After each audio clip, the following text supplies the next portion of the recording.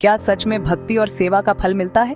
क्या अच्छे कर्म जीवन की दिशा बदल सकते हैं? आज हम आपको सुनाने जा रहे हैं अमावस्या और पूर्णिमा की ऐसी कहानी जो न सिर्फ दिल छू लेगी बल्कि सोचने पर मजबूर कर देगी। नमस्कार दोस्तों, आज हम आपको सुना रहे हैं एक ऐसी पौराणिक और प्रेरणादायक कथा जो दो बहनों अमावस्या और पूर्णिमा की है।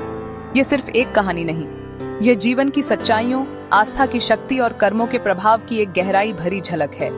इस कहानी के जरिए हम समझेंगे कि कैसे विनम्रता और भक्ति इंसान को शिखर पर पहुंचा सकती है और कैसे अहंकार उसे मिट्टी में मिला सकता है। बहुत समय पहले एक समृद्ध राज्य में राजा धर्मपाल और रानी लीलावती का राज था। उनके 4 संतानें थीं, 2 पुत्र और 2 बेटियां, अमावस्या और पूर्णिमा। जहां पूर्णिमा का चेहरा चांद जैसा था और दिल सोने सा, वो सुबह से शाम तक भगवान शिव की पूजा करती, गरीबों की सेवा करती, तुलसी को जल देती और अपने माता पिता की सेवा में लगी रहती। उसका स्वभाव अत्यंत सरल और भक्ति से भरा हुआ था। वहीं दूसरी ओर अमावस्या को पूजा पाठ से कोई लगाव नहीं था। उसे सिर्फ श्रृंगार, ऐशो आराम और नौकरों पर हुक्म चलाना पसंद था। पूजा उसे बेकार लगती थी और सेवा से तो जैसे उसका नाता ही नहीं था। फिर भी दोनों बहनें एक दूसरे से बेहद प्रेम करती थीं, लेकिन दुर्भाग्यवश राजा और रानी का झुकाव अमावस्या और उनके बेटों की ओर ज्यादा था। समय बीता, बेटे बड़े हुए और उनकी शादी कर दी गई। अब बेटियों की बारी आई। रानी ने राजा से कहा, पूर्णिमा जैसी साधारण लड़की को किसी गरीब ब्राह्मण के घर ब्याह दो, उसे पूजा पाठ ही करना है और अमावस्या को एक राजकुमार ही शोभा देगा। और वैसा ही हुआ। अमावस्या का विवाह एक धनवान राजकुमार से हुआ। पालकी, नौकर चाकर, जेवरात, सब कुछ मिला। जबकि पूर्णिमा को एक किसान के घर भेजा गया। न कोई धन, न कोई आराम, बस एक पुरानी साड़ी और एक तुलसी का पौधा। लेकिन पूर्णिमा ने हार नहीं मानी। वह उसी घर को भक्ति, मेहनत और सेवा से स्वर्ग बना देती है। उसका पति भी शांति प्रिय और सहायक था। एक दिन अमावस्या ने अपने महल में शिव चालीसा का आयोजन किया। सारे गांव को बुलाया, लेकिन अपनी बहन पूर्णिमा को जानबूझकर नहीं बुलाया। गांव की महिलाओं के कहने पर पूर्णिमा वहां पहुंची, परंतु अमावस्या ने उसका तिरस्कार किया, अपमान किया और प्रसाद तक नहीं दिया। दिल टूटा। आंखों में आंसू लिए पूर्णिमा लौटने लगी मायके की राह पर। रास्ते में उसे एक वृद्धा मिली जो तुलसी के पौधे को पानी देने को कहती है। पूर्णिमा न केवल तुलसी को जल देती है बल्कि वृद्धा को स्नान कराती है, सेवा करती है।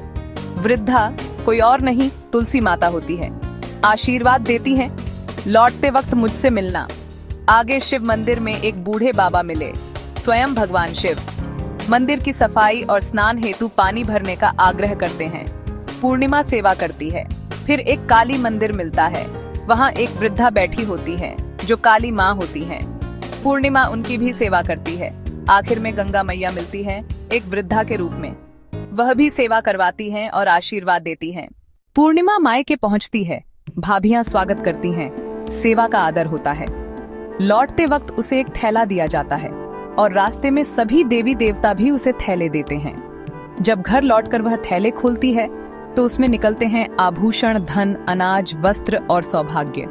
उसका घर समृद्ध हो जाता है। अब वह भी शिव चालीसा का आयोजन करती है और इस बार अमावस्या को न्योता देती है। अमावस्या जब उसकी समृद्धि देखती है तो चौंक जाती है, जलन से भर जाती है और उसी राह पर निकलती है।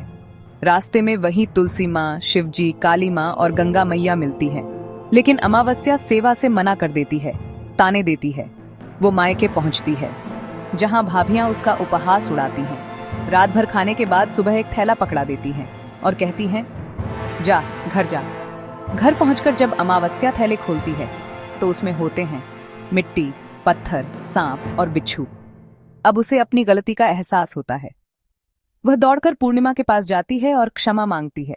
तब पूर्णिमा उसे सिखाती है, बहन, भगवान ने मुझे 3 सूत्र दिए हैं। सच्चे मन से दूसरों की सेवा करो, प्रतिदिन शिव चालीसा का पाठ करो और 108 बार AUM नमः शिवाय का जाप करो।